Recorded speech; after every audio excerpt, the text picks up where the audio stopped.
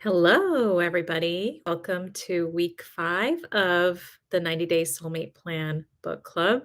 So excited for you to join me, whether you're joining me live or you're listening to a replay.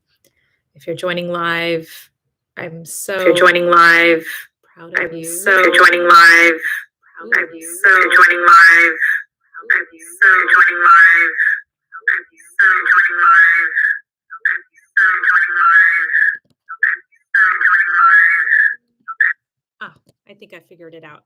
Okay, if you're joining live, then great. I'm so happy to have you here with me. I hope you're doing well. And congratulations for finishing up the first 4 weeks of the book club. So, we're going to get started with a little mindfulness meditation. This is just a 10-minute guided meditation just to help ground us. Mindfulness is a really important uh, part of being in a happy, healthy relationship with yourself and with others, with your soulmate. So I invite you to close your eyes. I'm just going to ring the bell 3 times, and then I'm going to get us started on a 10-minute mindfulness meditation. Okay. I invite you to close your eyes, straighten your back, soften your shoulders, close your eyes, soften your jaw.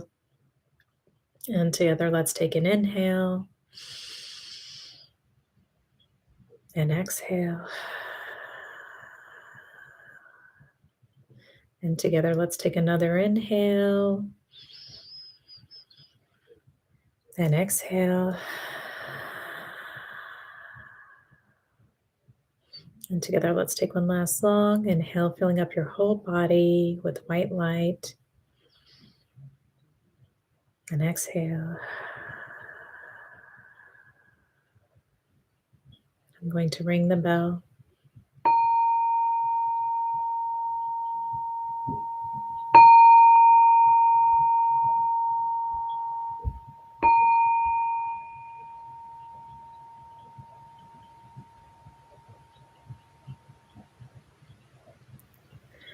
Breathing in, I notice my in-breath. Breathing out, I notice my out-breath. In, out.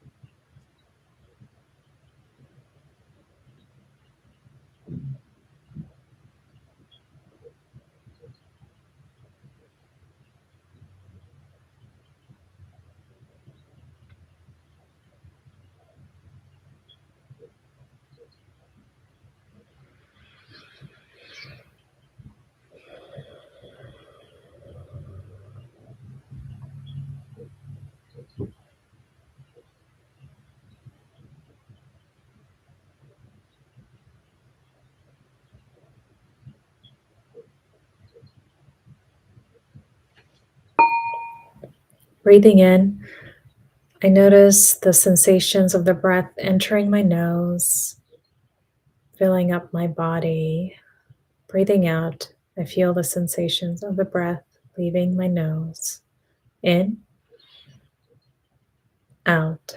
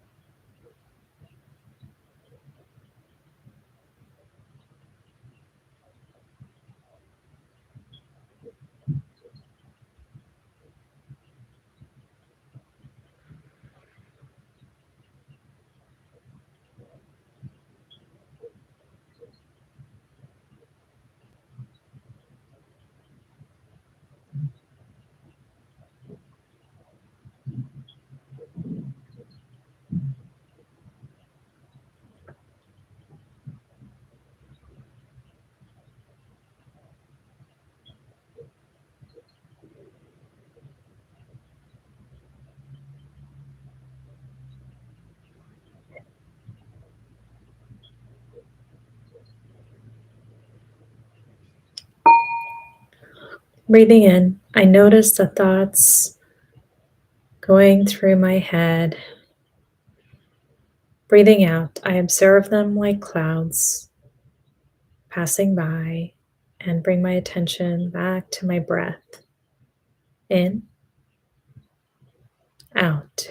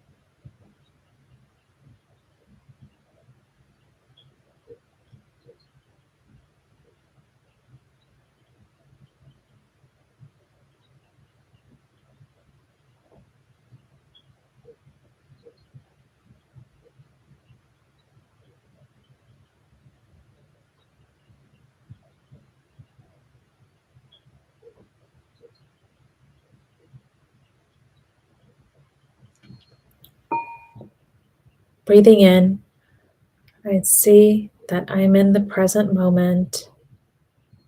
Breathing out, I know that it's the only moment, a precious moment. Present moment, precious moment, the only moment.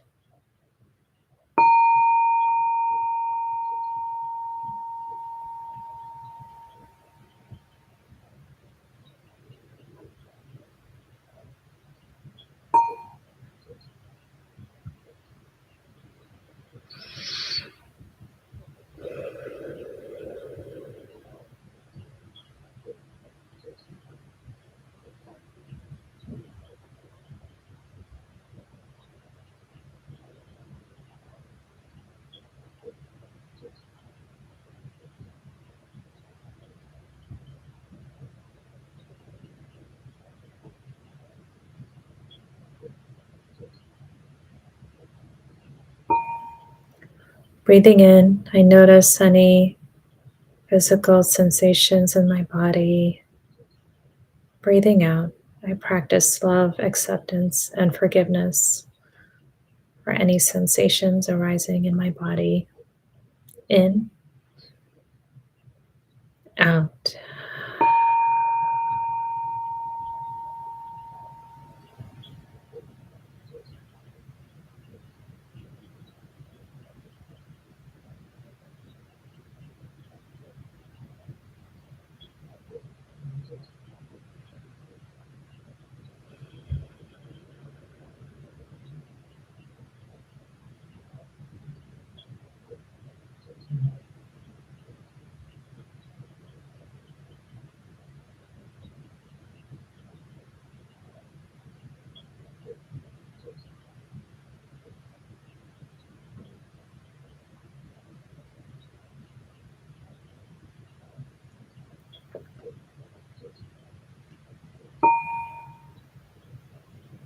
Breathing in, I notice any thoughts or feelings arising in my body. Breathing out, I practice love, acceptance, and forgiveness for all thoughts and feelings arising in my body. In, out.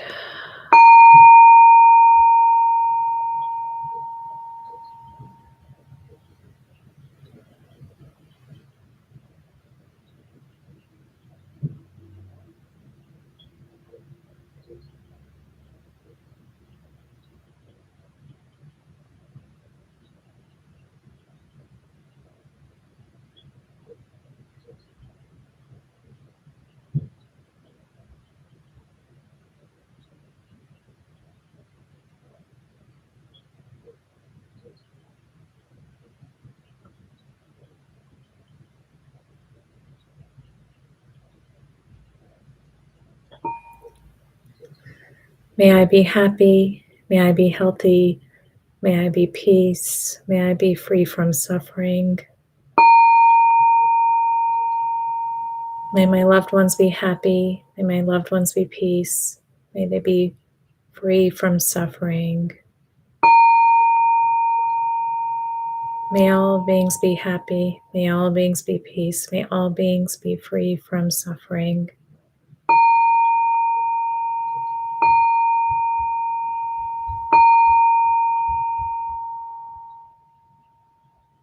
Thank you. And you can slowly open your eyes. Thank you. How are you feeling today? How was this mindfulness meditation? Okay. So today we're going to be doing week 5 of the 90-day Soulmate Plan. And as you can see, we're practically halfway through the book. So congratulations. And this is probably one of the most important pieces in the book. I mean, all of them are important, but it's the part of the soulmate journey where you spend a lot of time in therapy, right? Resolving childhood issues that are replaying in your life today. And we're going to be talking about healing from the family blueprint. And so I'm going to,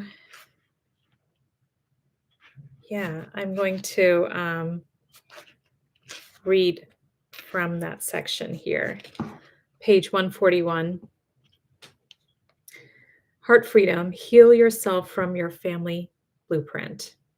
We all dread the moment when we finally admit it. Oh gosh, I'm beginning to sound like my mother. So much of our lives, we try not to become like them, and yet we surreptitiously fall into saying some of their infamous phrases and even begin thinking their thoughts. In our romantic relationships, we find ourselves repeating some of their patterns or working hard to do the opposite because of the fear of becoming them. It's so ironic, right? It's like we work all our lives to not be like our parents, and then we unwittingly repeat their patterns in our love life. And it's interesting. It's like, I know that for me, my relationship with my mother and so many of my clients, their relationship with their mother is really what defines how they are in their dating life. So this is a really important area to heal, to resolve. Why does this happen even though we're distinctly different from them? Our life experiences and educations are different, and yet we find ourselves subconsciously drawing in romantic relationships that mimic our parents or experience drama due to some unhealed trauma with the parent. The unprocessed pain lives in our heart, creating blocks and barriers to love. Your parents and caretakers were the first role models and educators for you. Between the ages of 1 through 7, you were living in a dream state and were heavily influenced by the world around you. You picked up your caregivers' thoughts, beliefs, and observed how they handle life situations which affect you till this day. It's so fascinating. I have 3 kids under 5. And I just see how they observe me. They want to mimic me. They want to wear makeup like me. They're listening to how I talk to my husband, and my eldest, who's 5 years old. She When she hears us, arguing about something, she comes in as the mediator. So children are so sensitive to their parents' relationship with themselves and each other, and that's and I'm so mindful of how I'm behaving, what I'm saying, how I'm thinking, what I'm doing in front of my kids. And even though I'm so mindful, I still make mistakes. I still wonder, like, should I say this? Am I being too firm? Am I creating trauma? Because the answer is, as a parent, you're just doing your best, right? Our parents did our best. They probably had no resources like we do today. They didn't have the internet. I mean, I remember when I was a kid, my mom just had like the prevention magazine, and she had soap operas. Like those were 2 things that she was consuming. And today we have more choice, but how many people are choosing to consume healthy things around healthy relationships or healthy parenting, right? Very few people.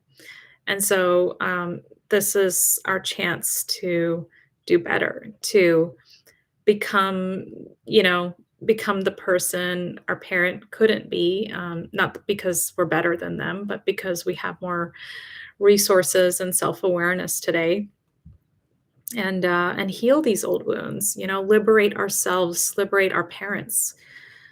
What I've seen is that when we do this inner work around healing our, relationship with our parents, we're freeing them spiritually, emotionally. We're raising our consciousness, and when we raise our own consciousness, you epigenetically heal your parents and your children. It's amazing. Okay. So that's why I think that this work around healing the family blueprint is so important. It's about epigenetics. It's about energy. It's about a spiritual healing. I mean, there's so much layered into this. And the minute you liberate yourself from your parents' trauma, you begin to attract healthy relationships. And I'm gonna tell you why shortly. So here are some examples of how your parents could have affected you growing up. If your mother fell into victim mode frequently, doted heavily on your father to keep him happy, or criticized him often, then you might find yourself doing one of two things: either subconsciously copying her or doing the opposite.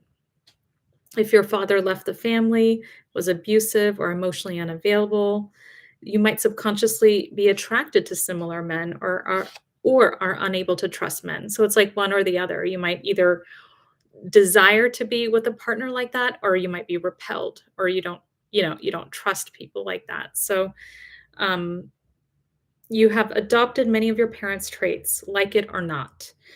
On top of this, you may hold pain from specific moments of your childhood when you witnessed a fight, or are still reeling from betrayal.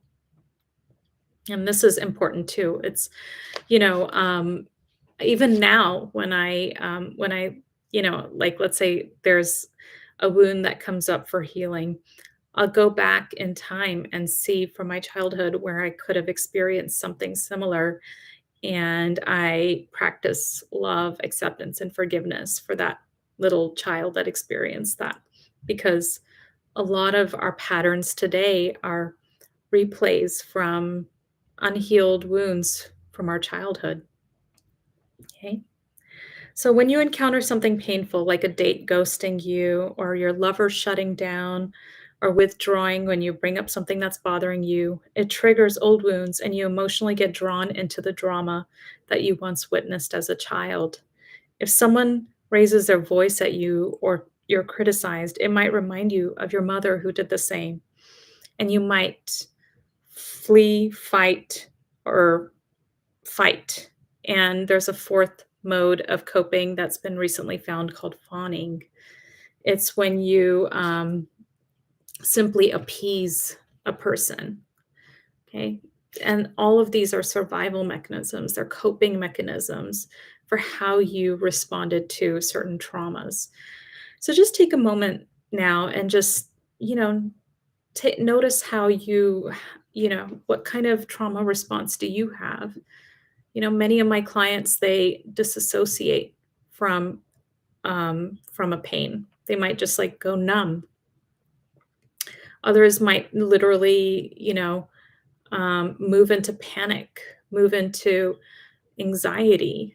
If like, for instance, I'm coaching a client right now.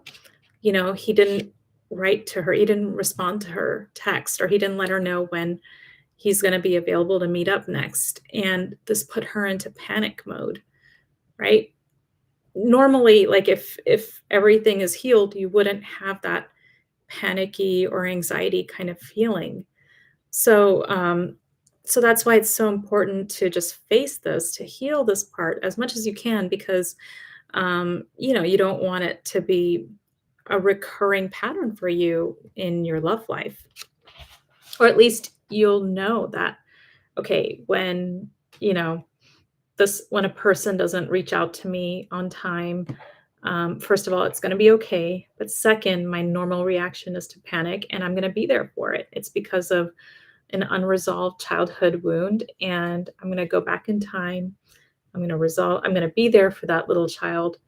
And also, I'm just going to soothe myself through this. So that's a dating tip for you right now. Like if you're dating and you're noticing old wounds come up, just be there for the wound. You don't have to do anything more than just be a compassionate observer and a compassionate parent for yourself. Okay. Children are innocent, aware beings absorbing everything their parents feel, say, or do.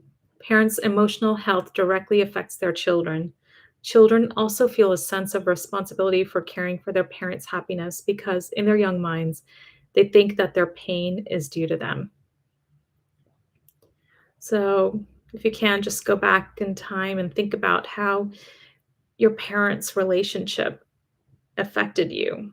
Did you feel like you were suffering? Did you feel really well supported? How did you feel? You know, just take a moment to go back and notice those patterns. Notice um, what arises for you now, and offer that little inner child love and witnessing and support. Okay. So, in an ideal world, your parents were supposed to provide for you in many ways, paying attention to you, validating your emotions, bathing, feeding, giving giving clothes to you, teaching you about safety and finances, and giving you a sense of trust and faith in the world, and so much more. Parents are supposed to be doing all these things. It's amazing, right? And yet, because of their own struggles, they probably couldn't provide this for you. Not all of it. They couldn't provide all of it, right? It's superhuman if you think about it now, that like a single person or two people have to provide all of this and just be really perfect all the time in order for you to not have any childhood wounds. I mean, it's unbelievable. So as you can see, the connection between your love life and that of your of your relationship with your parents is strongly connected. This is called the family blueprint and determines your mental model around love, which is unconsciously affecting your life in every possible way. So this is why this part of the work is so powerful. Like once you heal from your family blueprint, you're going to start seeing massive shifts in your love life. Okay. So there's two theories, and I'm sure you've heard of these theories around the family blueprint. The first one's called attachment theory. And that's about anxious attachment, secure attachment. One thing I will say is that I've noticed that a lot of clients who start with me say that they're anxiously attached. And I feel like that's common if you've been through a couple of breakups or you've been through, like situations where guys have ghosted you or not given you attention, and so it's common, I think, to grow up secure and yet, become insecure. I think so. Like that's my personal theory. So, I think doing this work that we're doing here in this book will help move you towards secure attachment. Okay. The second is imago theory, and that was developed by Dr. Harville Hendricks and Dr. Helen Hunt, who basically said that your parents form a composite for you from your childhood, and their positive and their negative traits basically form this subconscious form in your subconscious mind, and that's kind of what you look for in a partner. You look subconsciously, you seek a partner to fulfill the same role as your parents did. Okay. And so if you have unresolved wounds from your childhood, then you could be subconsciously attracting that again in your partnership. So that's why, you attract the same patterns over and over with the types of guys you attract. It's because of those unresolved wounds. Okay. So in my work, I've seen three aspects deeply supporting and clearing your past wounds from your parents: the mother wound, the father wound, and ancestral wounds.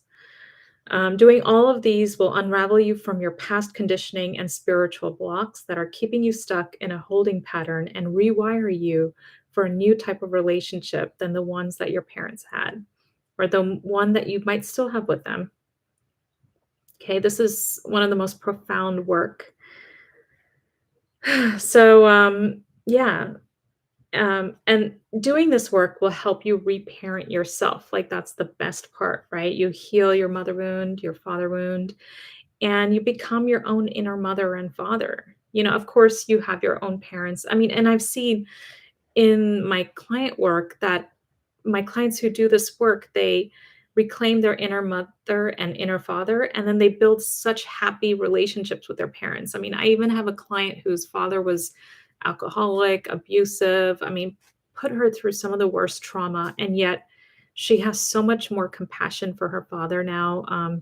She went home and she went home, I think, for COVID quarantining, and she had the best experience with her parents, and she couldn't believe it. She had tears in her eyes that she could actually enjoy her relationship with her parents, and that immediately reflected in her relationship with this guy she's dating. The guy that she's dating, just found her so much more irresistible, you know? So, it's powerful. So we're gonna be getting into healing the mother wound, page 145. And I share about a client who was constantly attracting men who were unavailable.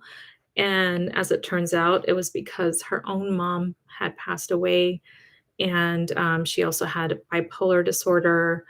And so, because of that push pull relationship she had with her mother, the guilt, the resentment she had with her mother, the sense of betrayal after her mother died, and because of that, she just kept attracting men who were avoidant, who would betray her eventually. It's funny, that's how subconscious patterns work.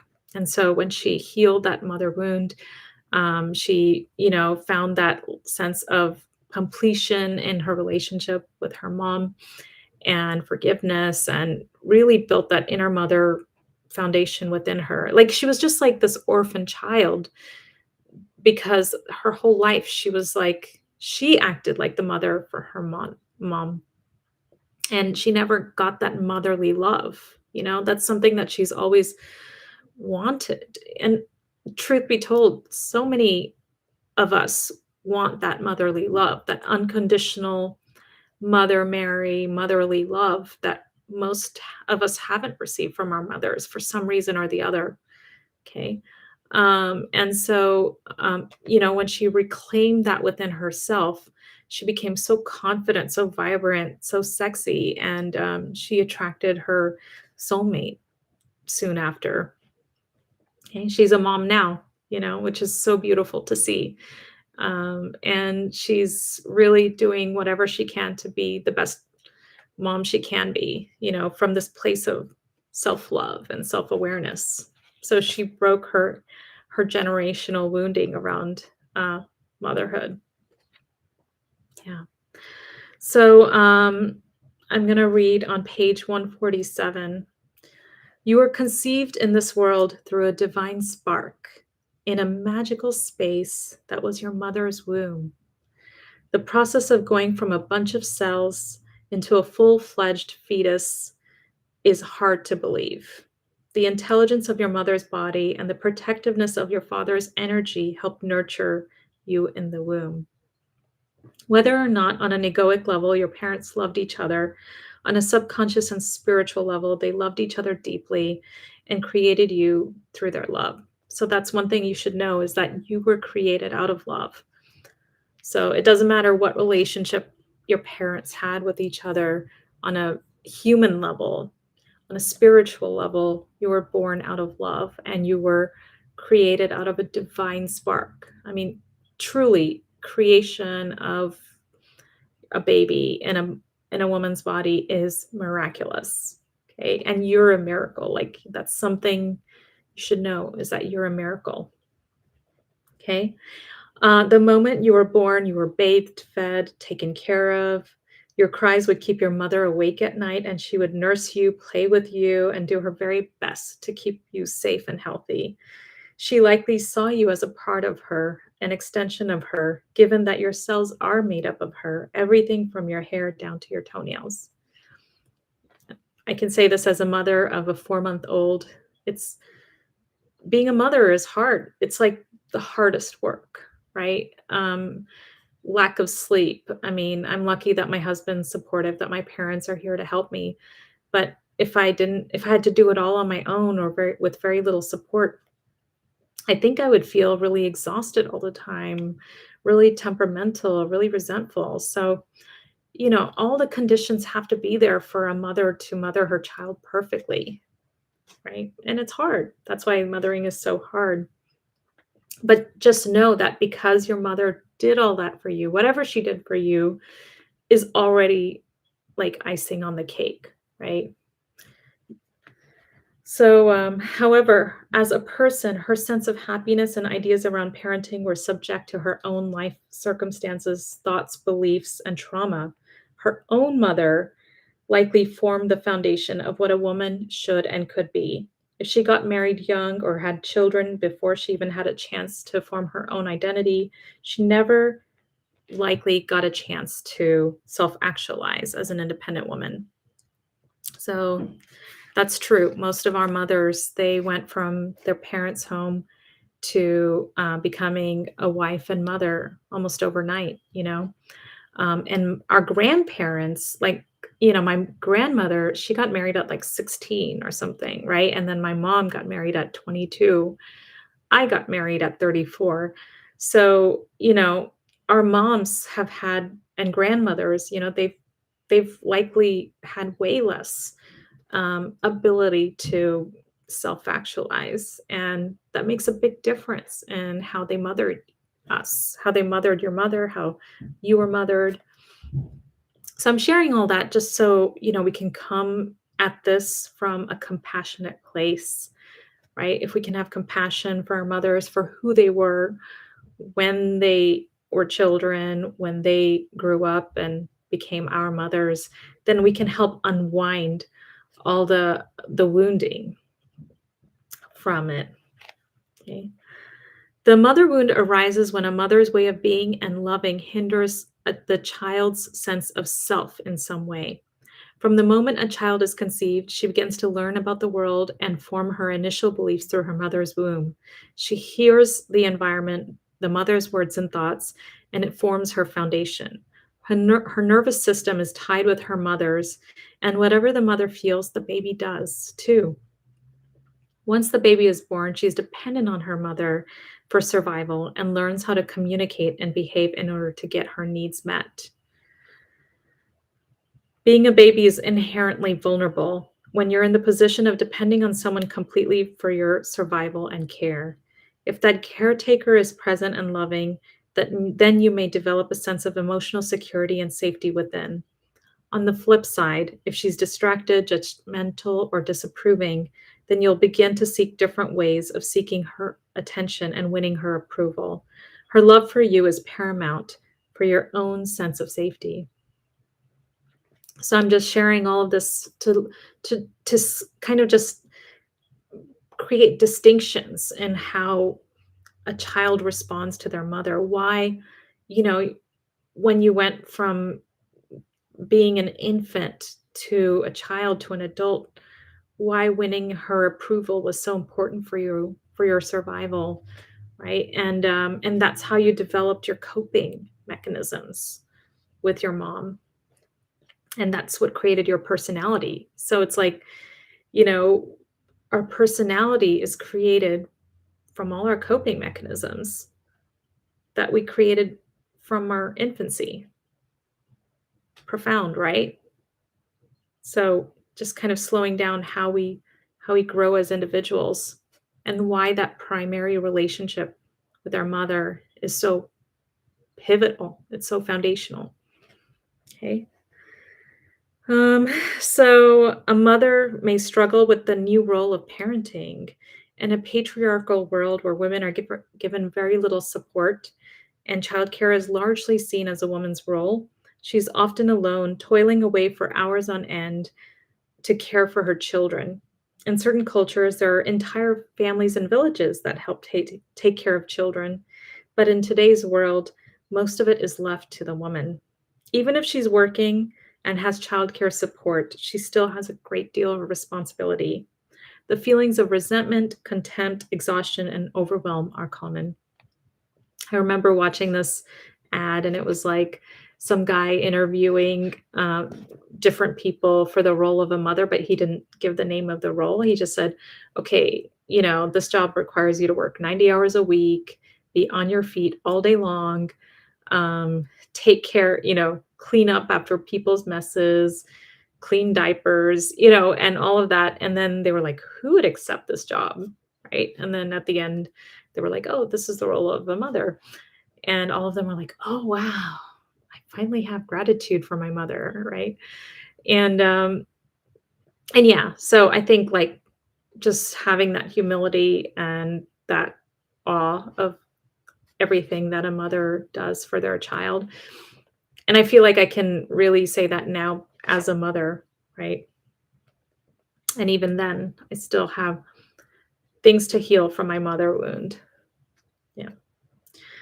So, in many cases, mothers may struggle mentally and emotionally to take care of themselves, let alone a child. As you've learned from the chapter on self love, a great deal goes into taking care of oneself, let alone others. If your mother didn't know how to take care of her needs, then more than likely she failed on many levels to provide for yours, especially when you were young and helpless and needed her assistance.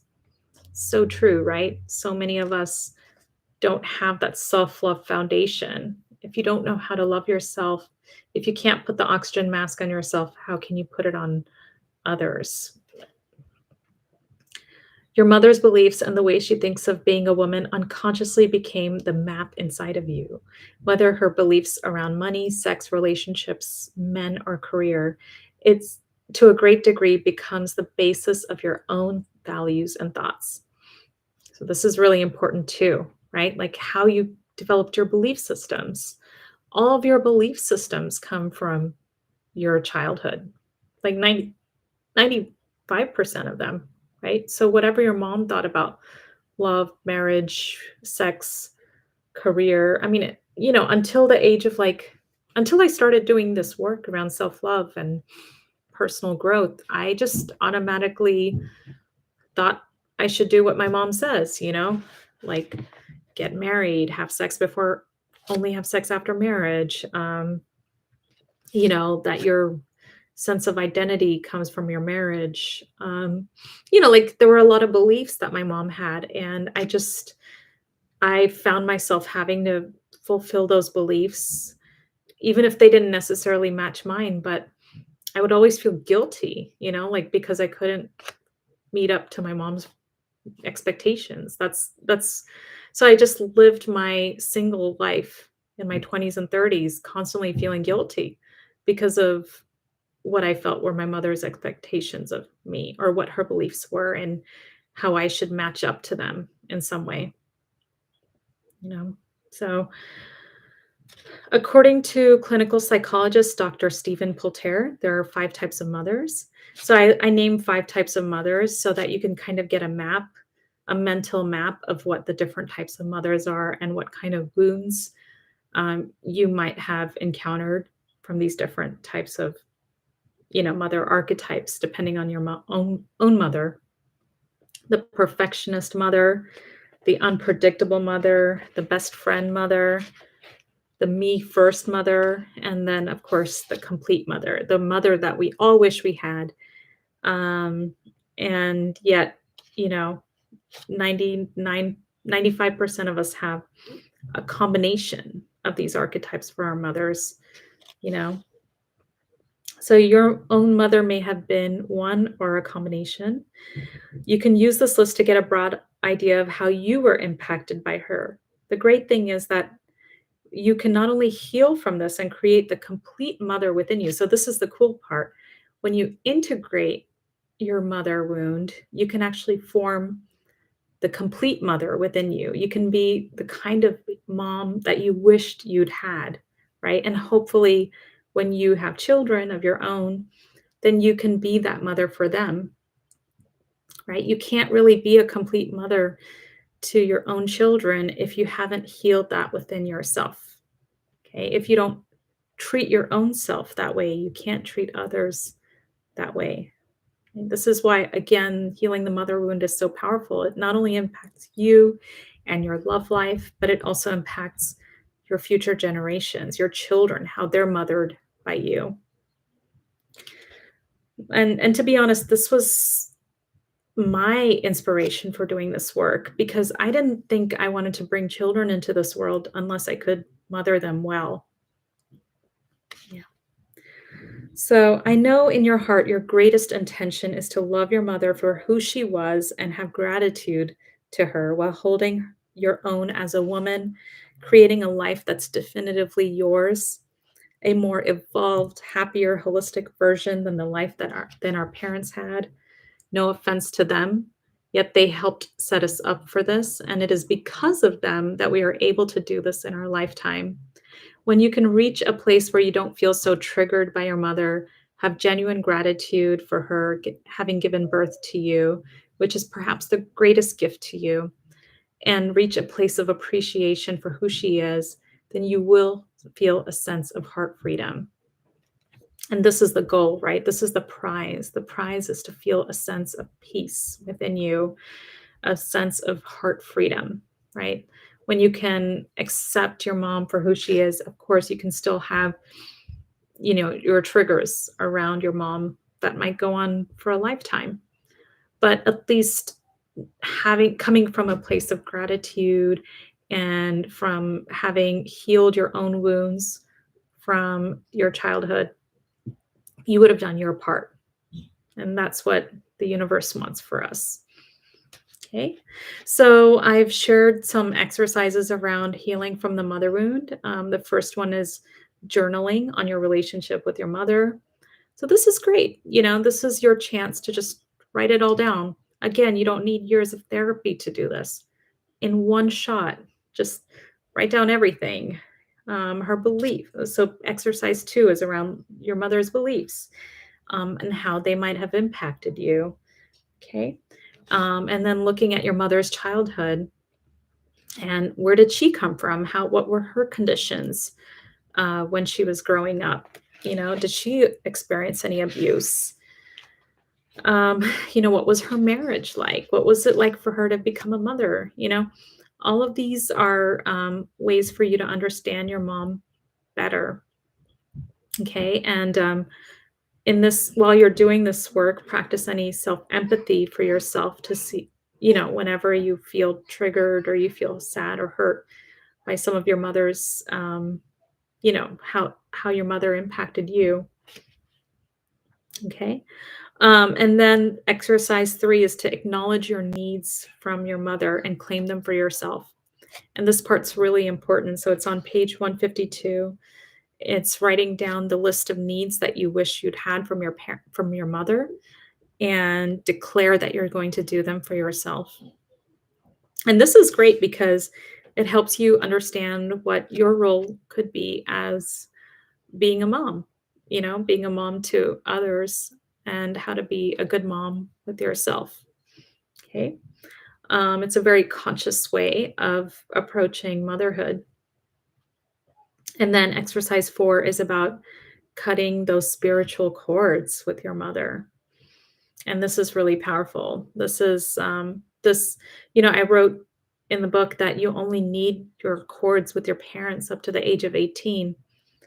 And then later on, when you become caretakers for your parents, then you might generate cords again. But right now, you can cut these cords and release your mom from, and release yourself. And that doesn't mean that you don't love your mom. It's just that you want to come from a place of healthy attachment, of unconditional love. And that's what cutting these spiritual cords will let you do. I remember when I started doing this healing work, and I was going through the process of healing my mother wound. My healer said that my mother's heart and my heart were connected, and whatever she felt, I felt. And it was so true. I just felt this constant tug between my mother and I, this heart connectedness, but not from a healthy place. Rather, like when she went down, I went down. When she was up, I was up, and I was trying to do all these things to please her. When she went into depression, I panicked and I was trying to help her climb out of depression, and it was just like this, and this guilt, this shame, this resentment, whatever she felt, I felt. And that definitely affected my past relationships. Right? So, by cutting the cords, allowing her to be herself, and for sure, like since I've cut energetic cords with my mom, she's flourished, and so have I. Okay. I share a um, a ritual, the cord cutting ritual. I have a recording of it on my website. I give the link in the book. So you can just listen to the recording and do the ritual. It's a very beautiful ritual, cord cutting ritual. Okay. And then I'm just going to end today with a little prayer. And the prayer is about releasing your mom and, blessing her and stepping into a new relationship with your mom. Okay. Dear God, I pray for love, healing, and grace from my mother. I'm thankful for the life she gave me, for the ways she nourished me and supported me. I give gratitude. For the ways she acted from her wounds and unintentionally hurt me, please help me to forgive her and receive your healing. May her soul be blessed, her way forward be paved with grace and ease. Please help us release each other and any psychic cords that no longer serve. Please also help me heal any bitterness that I still hold. I recognize the role she played in helping me be where I am, for which I am so grateful. I would not be here without her. Thank you, dear mother, for your service to me, for bringing me into this world. May you be happy. May you be at peace. May you be free from suffering. May we enter into a relationship that's in alignment with God's plan for us. I vow to step into each day in greater understanding and compassion for my mother and our relationship to the best of my abilities. Thank you, God, for I am free now. Amen. Thank you. And this is a prayer you can do anytime you just want to feel at peace with your relationship with your mom. And thank you for joining me today. I look forward to seeing you next week. If you have any questions, pop them in the chat, or you can send me an email. Please like this video if you can, and share the book club with anyone who you think could benefit. And if you're already seeing positive changes in your love life, I'd love to hear from you. Okay. Thank you.